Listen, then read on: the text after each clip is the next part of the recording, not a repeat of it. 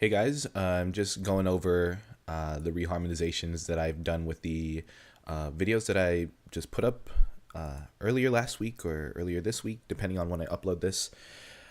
So I'm just going to go through these one by one. So I'm going to cut out every time that I start a new project or start discussing a new project, but I'm not going to waste any time. Let's talk about Danika's project that I did to begin.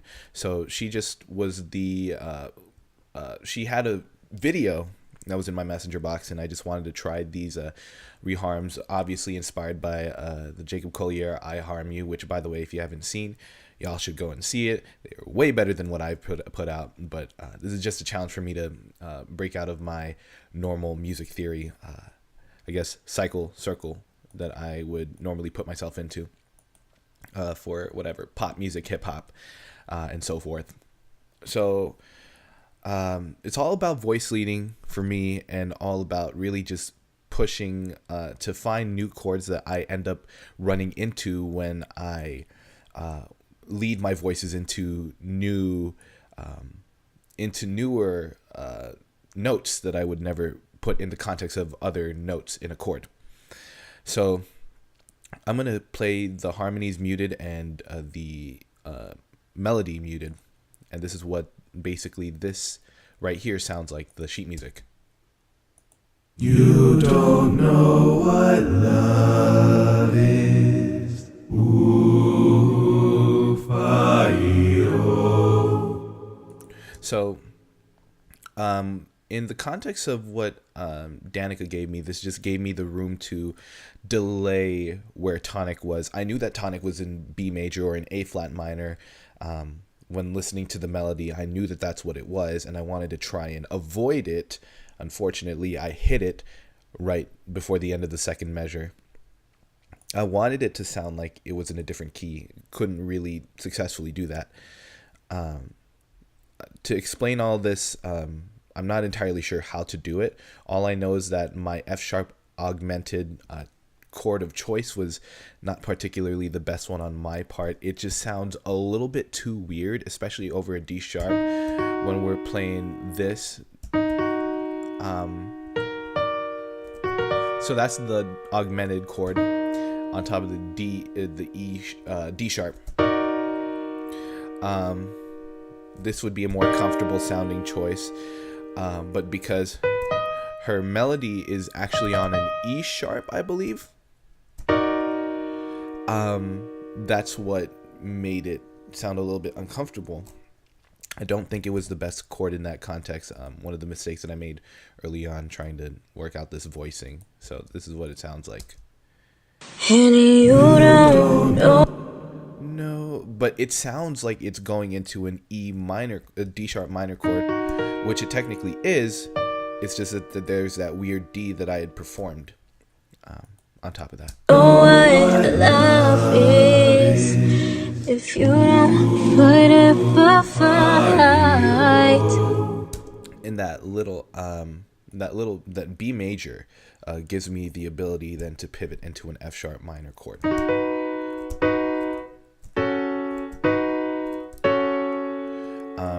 If we're talking, I'm not entirely sure what scale that would be in, but basically the 5 chord would then be flat. I think that's in the Mixolydian scale, right? B flat, this is B.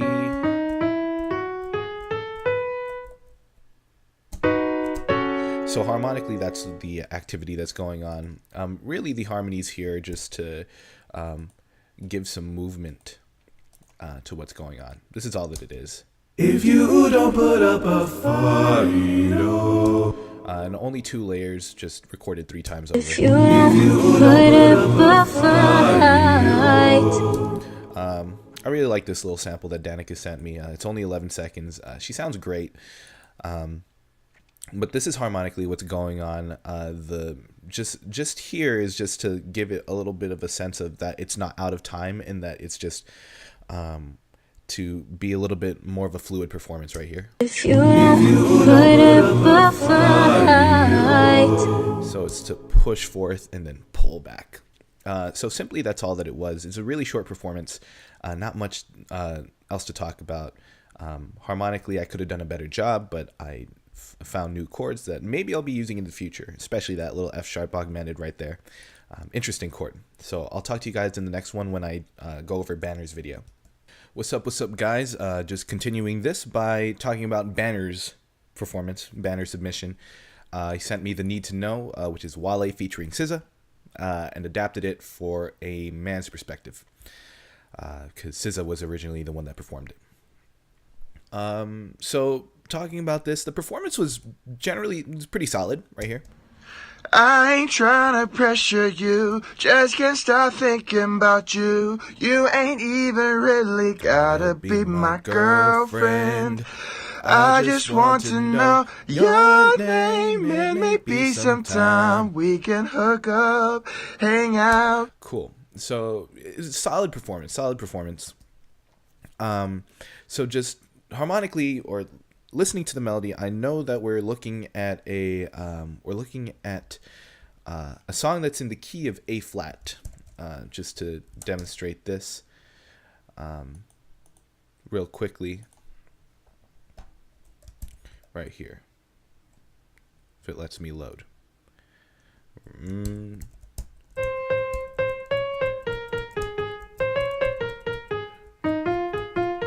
So these are all in the key of hang out.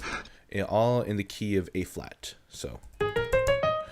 So that is what I wanted to avoid. And so throughout the notation here, you see that I saved A flat for the last chord. Attempted to make it sound like it was in another key. So let's go ahead and just pull out the, just solo out the choir and bells part.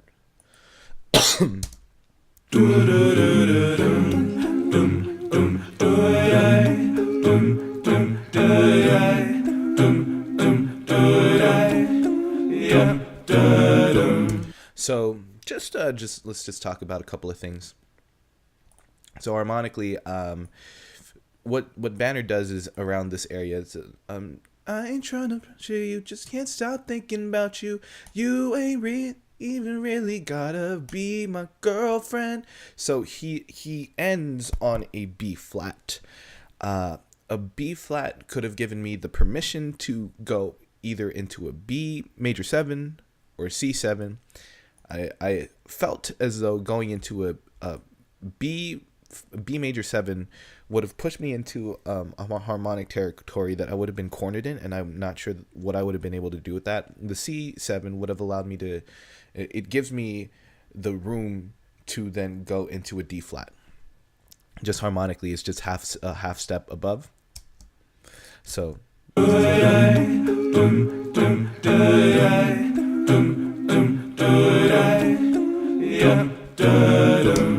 and so that's basically it. Just the C7 was one of the things to highlight in this performance. I mean, not in the performance, just in the arrangement for myself, really. And then let's talk about the descending from D flat to B to an A. Really my girlfriend. Right here. I just want to know your name. So I know that it's notated as D flat, but really in my mind when I was doing it, I was seeing it as as the first 3 notes of the A major scale, bass note wise. So so we're looking here at this.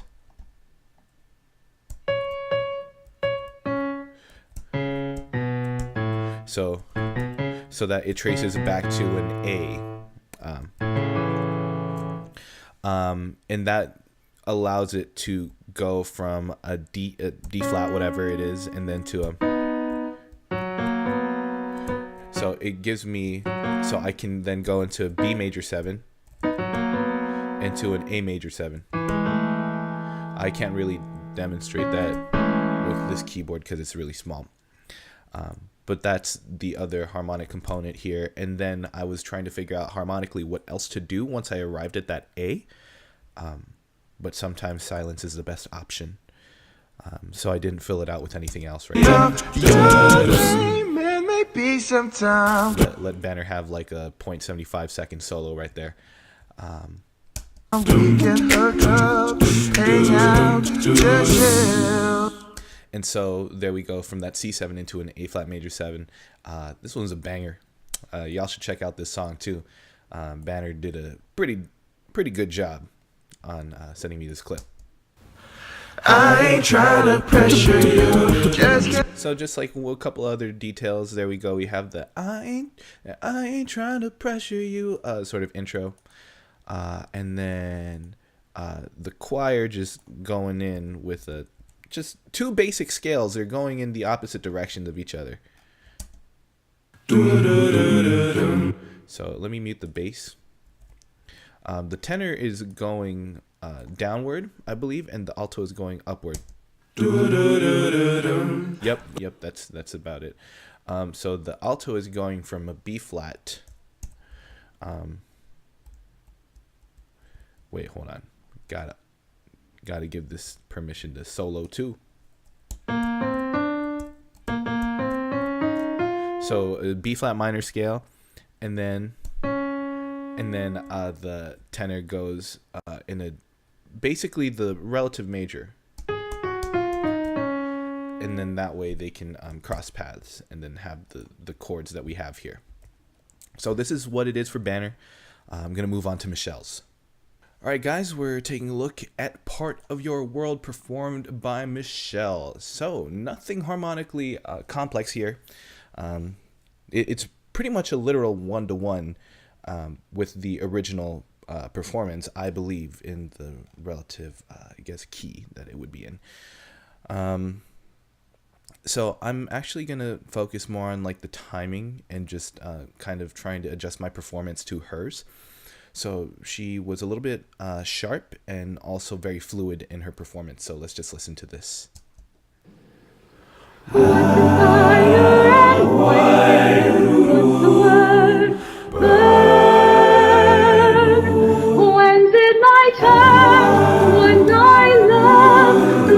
To explore the shore of above, out of the sea. Okay, so let's talk about the first note that she did, or the first few notes. What's a fire and...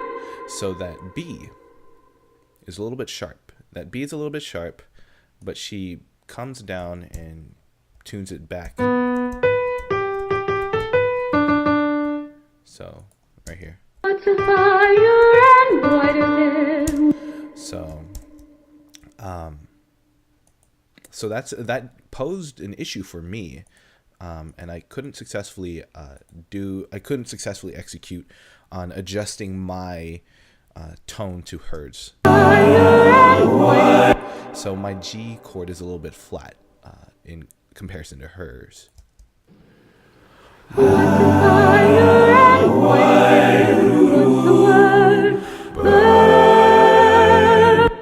And her A is also a little bit sharp there.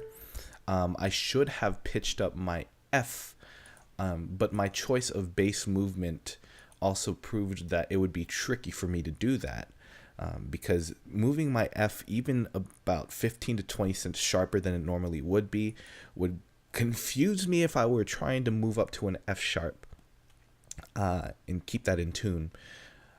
Just as a quick side note, this has nothing to do actually with the arrangement that I performed, but I just noticed that I could have done a second inversion B flat major triad before heading into the D chord. That's fine. I can live without that. Let's keep going. When's it my turn? So her B is sharp there, but I then adjusted, and my G chord should be sharp as well. Love to explore. So I think I adjusted pretty well in over there on that part. My turn, when I love to explore the shore of above, out of the sea. Pretty much, again, as I said, it was a pretty literal one-to-one cover, with the exception of I don't think that they did the A flat to B flat to C minor in the Disney. This is really just an extension of like okay, I'm gonna just give you some more filling, I guess, in the bread. I don't know what analogy to make, but just a little bit more, to then just hit home at the C minor just a little bit stronger. This piece ends in a very non-conclusive way. I don't even remember what the rest of the lyrics are, but I think the last lyric is part of your world. We're pretty far from there when we get to out of the sea. Out of the sea. And then just ended with those bass notes just panning left and right. Out of the sea. Yeah, Michelle's a very nice tone. There's a very, very nice color to her voice. I think it's really nice to listen to. But that's it. Nothing really harmonically complex. Just a couple of timing, just a couple of tuning challenges that were presented, and also just the fluidity of her performance. I had to notate it a couple of measures in 3/4. Going into 4/4. I don't know what the original piece, I can't remember if it had those time sig changes at all, but that's how I interpreted it. And this is it. This is Michelle's piece, and we're going to move on to Leo's. Hello, guys. Let's do Leo's analysis. So, this is Sunday Morning. We all know this song, at least most of us do. But I'm going to go ahead and just give it a spin, just what Leo performed for me. Sunday morning, rain is falling. Steal some cover, share some skin.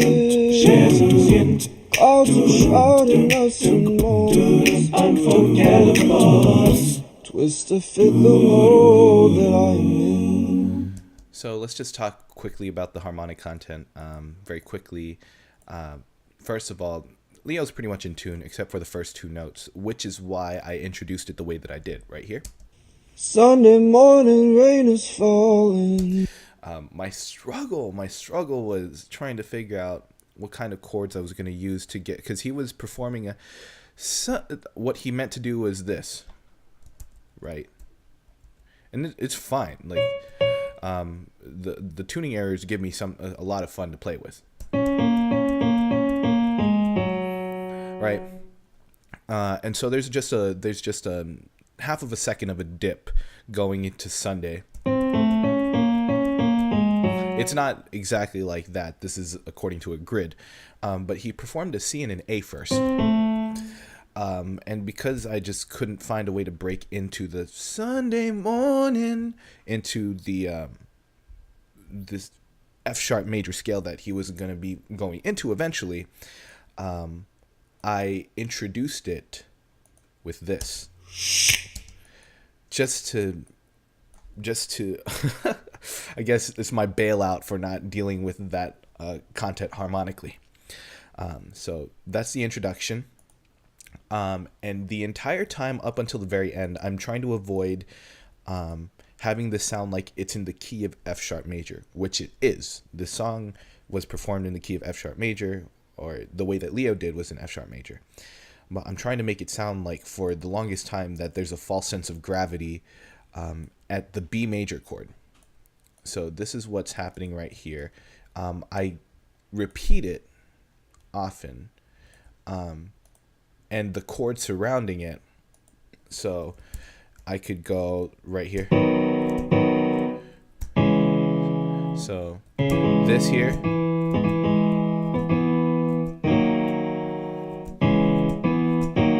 I'm always surrounding it with that, so then I can go eventually back to a B major chord.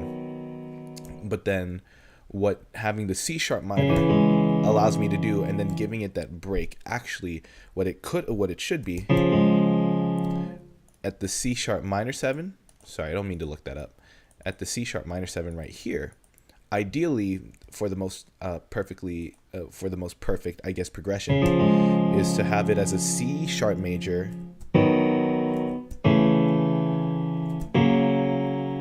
and then you can go into the B major and the A major. But having this as a C sharp minor 7 still gives me the room to then do the step-by-step bass movement into an F sharp major chord. So that's the harmonic content of it. Just to listen through it, Here's a choir. C sharp minor, E major, D sharp minor. And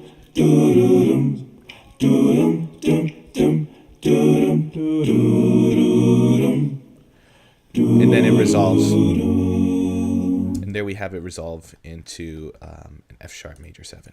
Or just an F sharp, regular F sharp.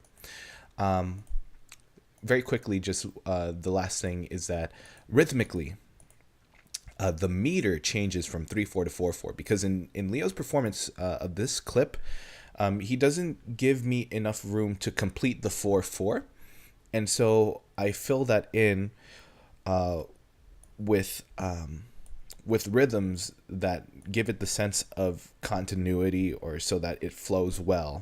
Right here. This is 3/4, and then 4/4, then 3/4, 4/4, and then it goes to 4/4 for the rest of the time.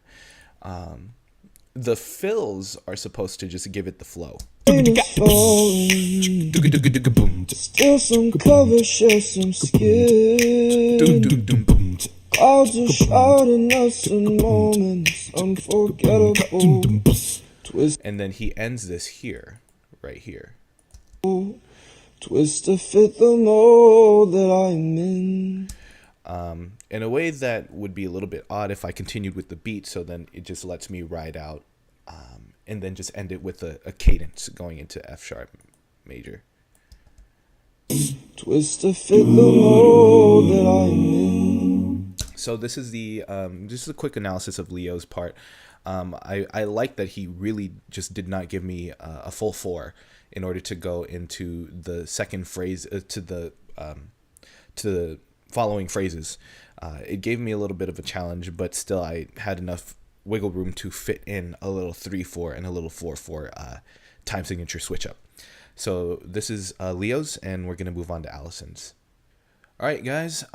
Number 5. Let's talk about Alison's for a quick bit. Alison's was really pretty. I really liked this one a lot. There's a lot of depth to it. A lot of just very pleasing harmonic components to it. So we'll just play it through, and then I'll just talk about what I did within it. Wise men say only fools rush in, for I can tell, falling in love with you. So this is very much in the key of C major. I gravitated really towards the relative minor, but I didn't deviate too much from what the original key was. But what I did do is I used a lot of what do you call these? A lot of different. Why can't I remember the name? I was just talking about these inversions. There we go. Inversions where the root note is not the bass. So often I use the root note as the bass. So does many other people, but I just want to push away from that, just to exercise that a little bit more. Giving me the ability to still stay with the A bass note. I didn't have to move the bass all that much. The A was pretty much staying here consistently up until the B flat major 7. And it was a D minor 7 right there. Then we have a D minor 9, E7 over G sharp. This was probably the chord that I really liked a lot here. It just doesn't sound sad, but it sounds very weak, like it's not resolved. Minor chords are supposed to sound like, they're supposed to sound a little bit sad. But let me get to that part right here. Right there.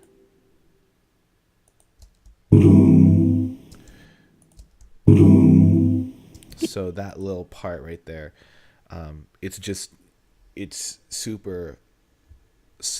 weak. The foundation is very weak. That means that it's still moving into somewhere. There's still momentum going into another chord. And then with that, I continue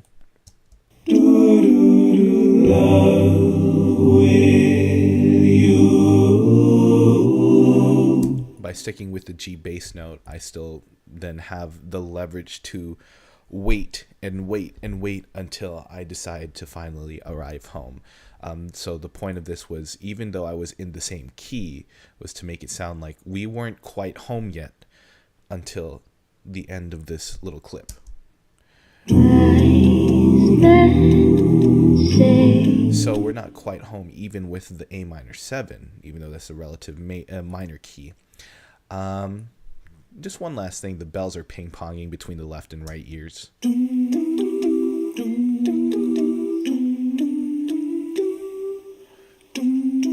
then I repeat that same sort of phrase. I chose to not have that last bell go on for another quarter note. Because Alison performs the "For I Can't Help" just a little bit more quickly than I would have liked to, and it would have been a little bit uncomfortable to push that bell forward for another quarter note.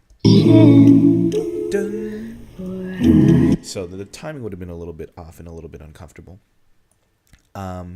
The way that Alison also performed "Rush In," the "in" was dipped and tucked in between a D and a C sharp.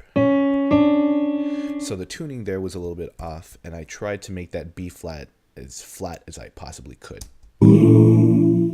So the notes there, right here: A minor 7, B flat major 7.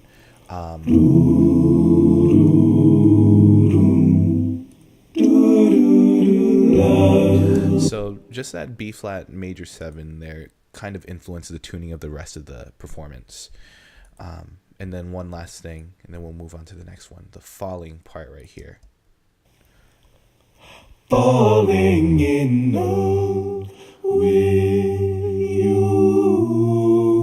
Just to give it a little bit more movement, I can go ahead and mute it and see how it would sound without it. Falling in love with you. Also the depth. The depth is because of one of the falling layers right here. Falling. And I was out of tune. But this is basically the structure and what came to be because of all the layers that I put. Falling in love with you. Yeah, so this was a quick breakdown of Alison's. We're going to move on next to Ryan's. All right, guys, video number 6, Ryan's performance of Fallen by Neither Nor. Probably the most harmonically complex piece that I've had to do out of the bunch. I don't even know how I'm going to explain these things, but let's just give it a listen. Why you walk, why you talk, you never ever fall. I know you still think that you got me, but that ain't it at all. Wish you well and tell that you crying for some help. If you need someone to baby find it, baby on yourself. Okay, cool. So it's really groovy. I liked a lot of the chord choices that I made. I don't know if they're legal according to whatever textbooks people might be reading. Any professors watching this, please just tell me if I'm wrong. I would love to know where I could have improved upon in my voice leading. But this song is originally in D minor, right? But I never give it the satisfaction of ever really having a strong place for home. The only place that it ever really quite somehow gets there is right here. That's the only part, the only time. And even then, it's like it stops by at home for like 3 minutes to go and just, I don't know, pick up a couple of things and then it's going back off to work. Terrible analysis probably, but you know, the one chord is always how we talk about trying to get home. So yeah, this is really entirely based on my choice of bass note movement, step by step, going up a step, but then deciding to take it down to A, G sharp, G. And to be completely honest, I don't know why I did that. I don't know why I moved the bass line the way that I did. But I do know that very specifically, I just wanted to change it up a little bit for the, I know you still think that you got me, but that ain't it at all. And then by having a very more of a static bass note for that. Basically, this chord progression then repeats itself in the second part. The A7 flat 9 could also be read as just a sort of diminished chord over the A. It's the same thing, different names. And then this is basically the same chord, just with a B flat on top of it as the bass line moves. A C minor shouldn't even really be there. And I've never ever landed on a diminished chord in my life. Never really write those. I would usually have that E diminished be in the context of a C major 7, or not C major, just a C dominant 7. But in this case, it doesn't sound like it.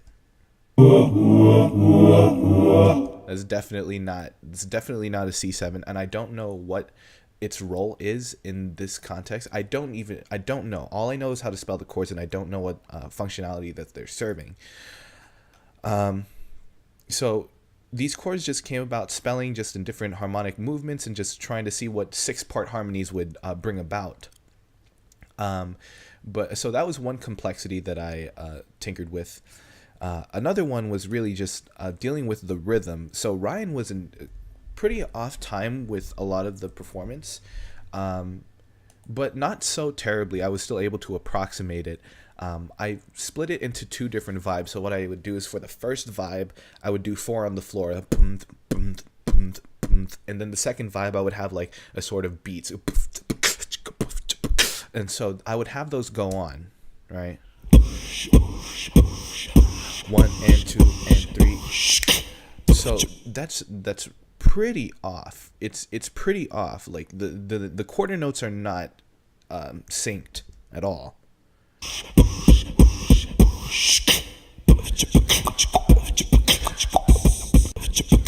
So, but then around this part of it right here,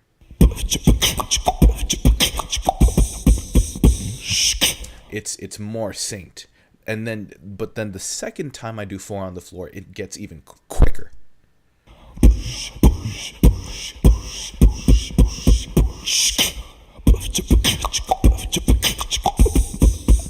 So there are just a ton of different timing issues with this that I had to make it sound like that I wasn't approximating it.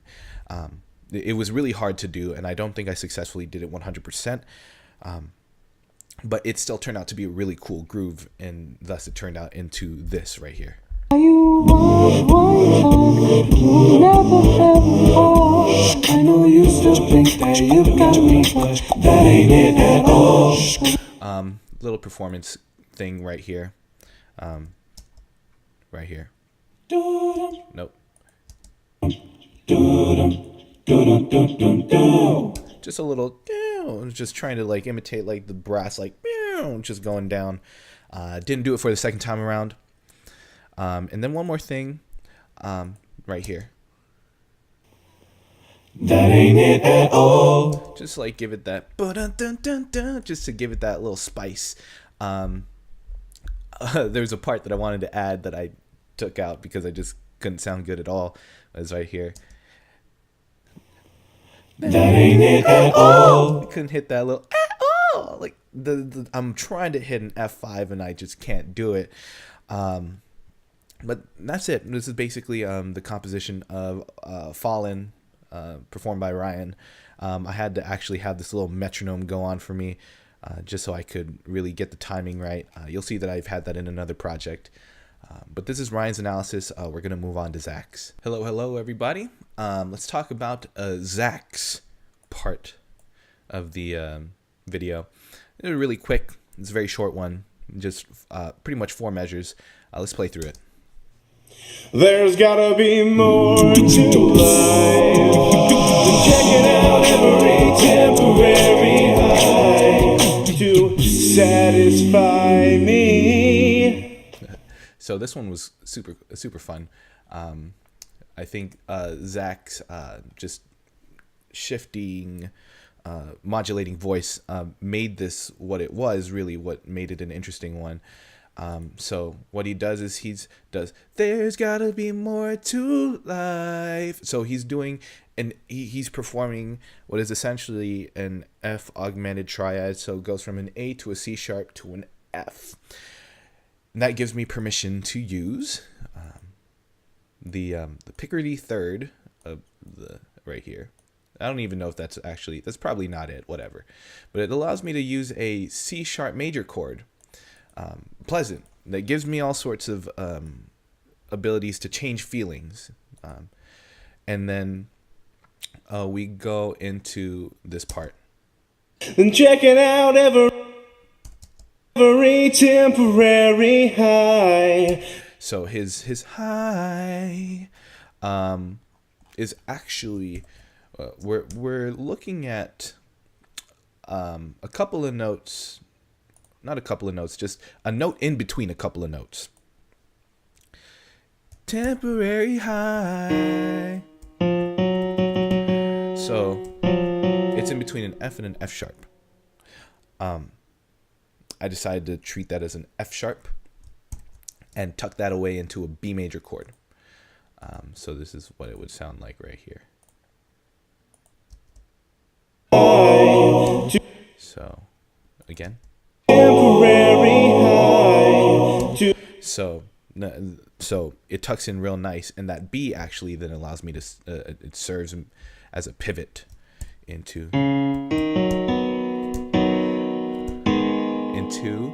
just a chromatic movement from B all the way into an F sharp major.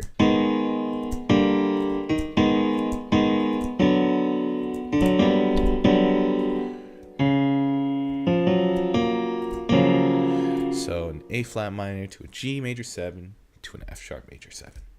That's all that it is. Just chromatic movement. That's all we're looking at. To satisfy me. So I'm assuming that the melody is, I know that the melody is different. But being still in tune to another key just gives me the ability to shift it and then pivot into another key. Just a little detail. The melody dubs are actually just meant to fill in the space. Checking out every temporary high. As the chord movements are more frequent in other measures, like the first and the third, there aren't that many measures to look at. The second measure is relatively static. So filling that out with the harmonies makes it more full. This is what it sounds like without it. To life. Checking out every temporary high to satisfy me. And that is it. That's all that there is really to Zach's analysis. I'm gonna move on to Gasia's, which was a lot of fun. What's up, fellas?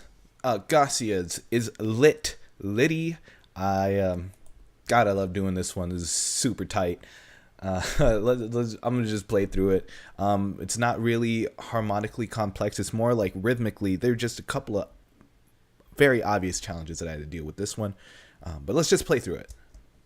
Poppin' my bitches are poppin', we go to the dealer and cop it all. Sippin' my favorite alcohol, got me selling, I need Tylenol. One of my people are free, I'm on. Riding my whip and they see the stars.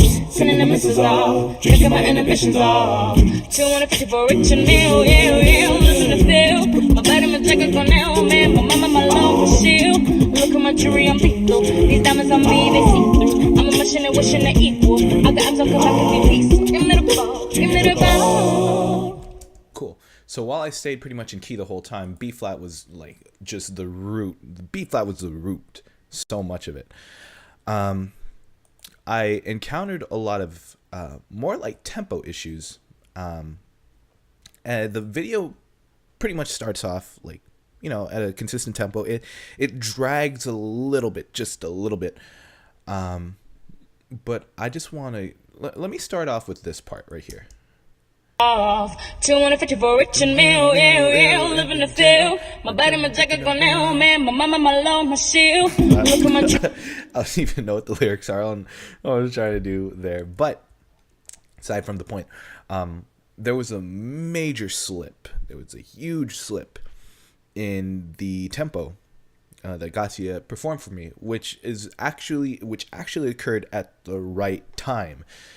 Because she does, I don't know, she does dun dun dun dun dun dun dun dun dun dun. So that's divided into tuples, 2 4s, basically 16th notes and quarter notes. So she does that, and then when she slows down, she goes immediately into the triplet flow. The triplet flow then allows me to switch up in a way, not really switch up the beat, but just it gives me the permission to immediately change the tempo right on spot and utilize a different flow so that it sounds natural. So again, just to play it out here. 250 for a rich and meal, live in the field. My body, my jacket, go now, man. My mama, my loan, my shield. Look at my jewelry, I'm lethal. These diamonds on me, they see. Right there. I'm a machine and wishing to equal. So that's what's going on. That's really the main part. Another part here is when she does sending the missiles off, drinking my inhibitions off. Try and continue the beat would have been a little bit odd for me to. I couldn't find the pocket for it, so I did sending the missiles off, drinking my inhibitions off. You know how that goes right here. See the stars, sending the missiles off, drinking my inhibitions off. So it's just so slightly ever too late for me to really continue the beat. I believe in the song itself, it actually is delayed, but trying to get that pocket was difficult, so I decided not to do it and excuse myself with just a couple of hits right there. So I'm not going to talk so much about the harmonics of this, the harmonic components. There's not really much to talk about there. But there's a difference in the instrumentation, I guess, for the first parts. So if I'm going to remove the gospel, like call it a gospel, whatever, the parts is like, oh, I'm going to remove that for a little bit right here. Poppin', my bitches are poppin', we go to the dealer and cop it all. Sippin' my favorite alcohol, got me selling, I need Tylenol. All of my people are free, I'm all riding my whip and they see the stars. So that part, it's okay, is pretty good. It just filled itself. Dum, dum, dum, dum, dum. So there's a lot of movement in the notes, actually, that doesn't often happen in the other voicings that I've done. I moved pretty much everything except the bass line. Dum, dum, dum, dum, dum, dum, dum, dum, dum, to give it that movement. But then if we continue on, because the voicing then turns into something static, it becomes less interesting right here. Listen to feel. My body, my jacket, go now, man. My mama, my loan, my shield. Look at my jewelry, I'm lethal. These diamonds on me, they see. And hence why I then added bells right here.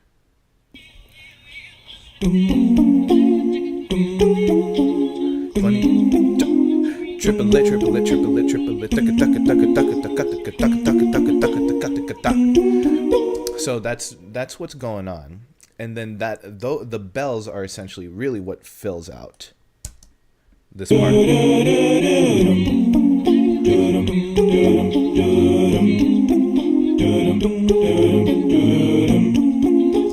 So that's what's filling out that part. Last component, just talking about the gospel real quick. Talking about what I labeled as the gospel. So what I have going on here, I just immediately, I don't know why, but one of the first sounds that came into my mind was Dilemma and by Nelly and Kelly Rowland's. There was a sample in there. It's like, I love you, oh, and so I had that playing in my head when I was listening to this, so I tried to imitate it, but just in the context of this song, and so we end up getting this.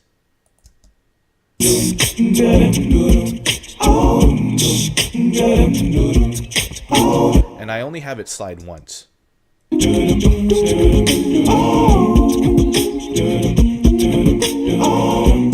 that's it.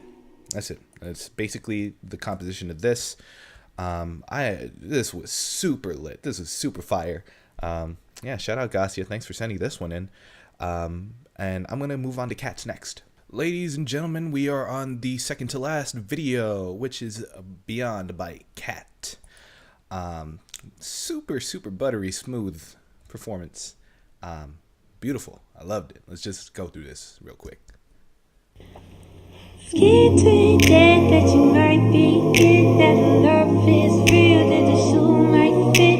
She might just be my everything and beyond. Space and time in the afterlife. She had my kids, will she be my wife? She might just be my everything beyond. Sweet. This one's gonna be relatively quick. I do repeat the harmonic content over twice. The arrangement is what allows it to make it sound like it's not too repetitive. The bass line, first of all, is what I was interested in. So I'm moving in minor thirds, and then down a half step, and then again up in a minor third, and then up a half step, and then landing on yet again another minor third. Just trying that out, seeing where that leads me.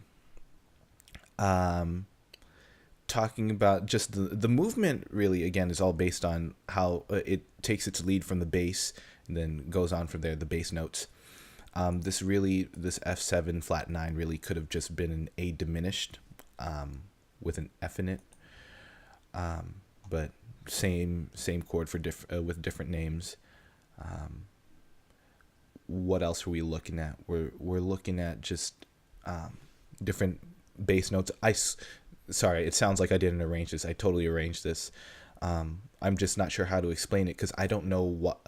Again, I'm doing this because I'm not sure why I move the way that I move with these harmonic pieces. But I just know how to spell the chords that I'm creating. If it sounds right to me, then that's where it goes.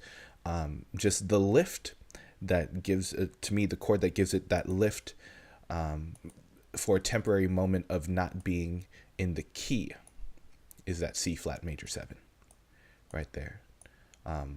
Obviously I was thinking about it in the context as if it were a B major 7, but because of the key sig, got to go with the C flat. Just to spell it quote unquote correctly. So the different places here, I'm going to go ahead and just solo the choir right here. So this here is pretty consistent. It's following the flow right here. And then it cuts.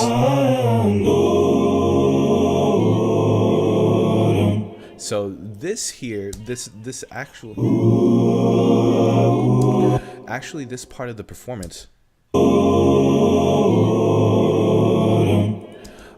it allows it to sound like we're actually gives me the ability to have the listener fill in the blank with whatever chord that they think fits, and I think that they would assume that it's a weak tonic right here.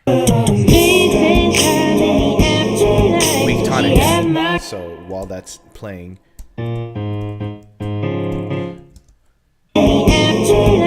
She had my kids, will she be my wife? She might just be my everything beyond. so that there would give it the feeling that it is still it's kind of arrived home. It's almost there. She had my kids, will she be my wife? But it's still got a ways to go. Be my everything beyond. And then we finally arrived home. Not much really to dissect in terms of the production. The only thing that I added really outside of a choir or like a pad is right here, the scats.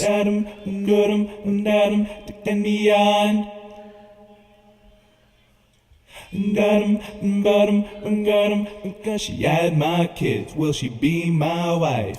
It's sort of out of tune, actually pretty out of tune. Sorry, I don't want to give myself too much credit there. It's out of tune. Gives it more depth, but I should improve my performance there. That, and then just the way, just filling in the beyond, when she does that, I fill that in with a beyond. Oh.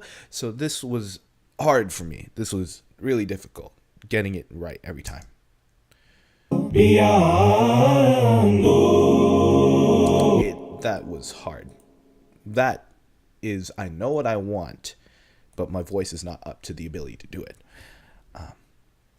But this is simply Cats. Cats is very harmonically simple, and it's super lush. I really liked the choice, and I loved her performance on this one. Not much else to talk about here. The last one we're going to talk about is Kate's. Last video, we're talking Kate's performance of Tagpuan. Yeah, so I'm going to be challenged to speak a little bit of Tagalog here. Let's just play through it once. At nakita kita sa tagpuan ni Bathala, may kinang sa mata na di maintindihan. Tumingin kung saan sinubukan kong lumisan at tumigil ang mundo.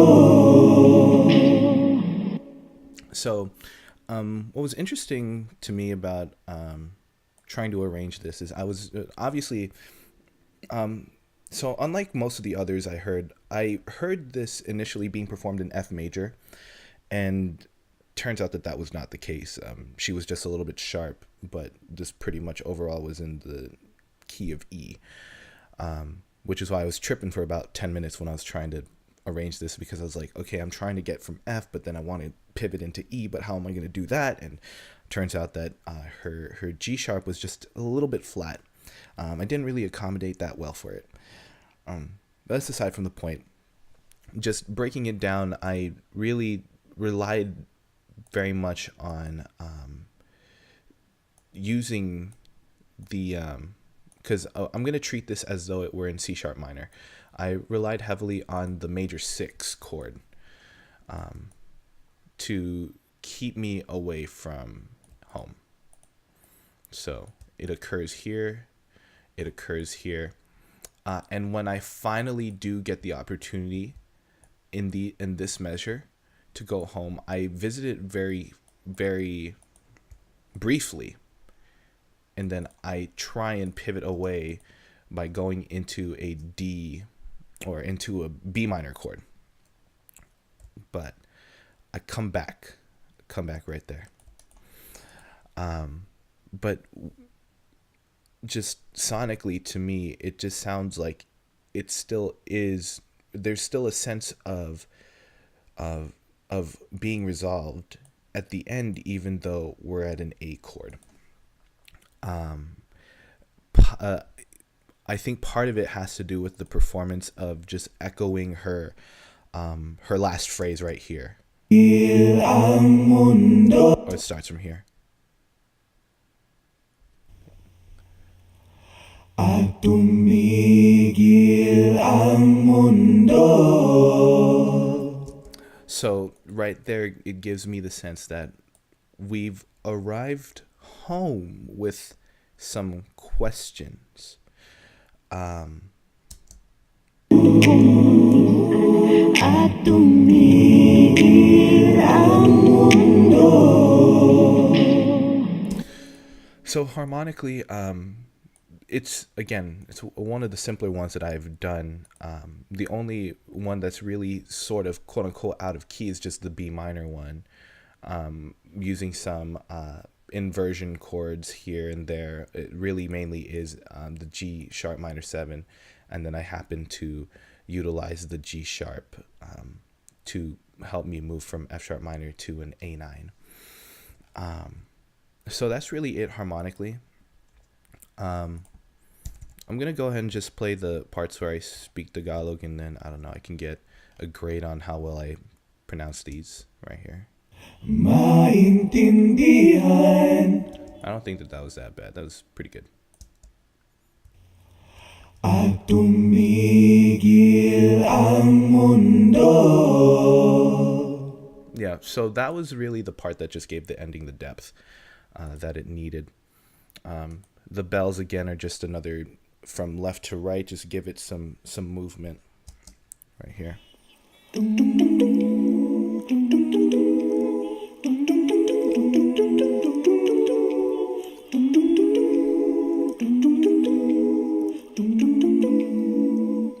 And really the B is the consistent end note of the bell movements right there.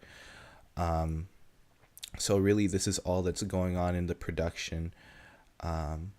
Super nice performance. I'm, I gotta, I don't know, learn my Tagalog, I guess, because I am Filipino. But I just haven't learned it. And harmonically, that is just a passing chord, just the G minor 7, just to link me, just to decorate it a little bit.